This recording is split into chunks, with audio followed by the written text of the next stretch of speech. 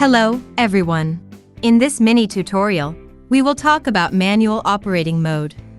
It's suitable for 1. Scattered fields and small fields. 2. Mountain flights. Here are steps to start the manual operating mode. 1. Check spray function. Press the spraying button to evacuate the air in the pipe.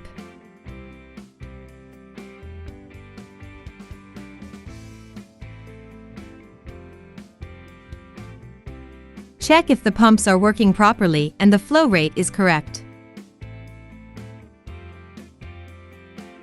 2. Set the dosage. Click the spraying parameter settings on the remote controller and set the dosage. In manual operating mode, there is no need to set the flight speed and height.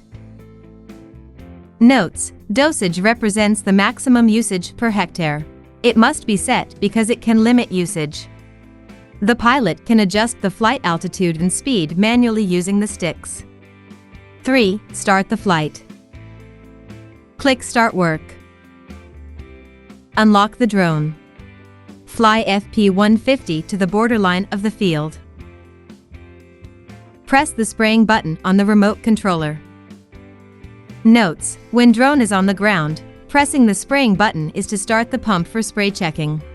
If the spraying button is pressed when drone is flying, the spraying amount is adjusted according to drone speed. Spraying only occurs when the drone is moving. 4. Start the operation.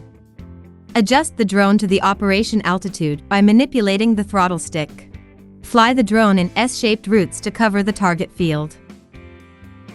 Ensure that the distance between the flight lines is about 1 spray width.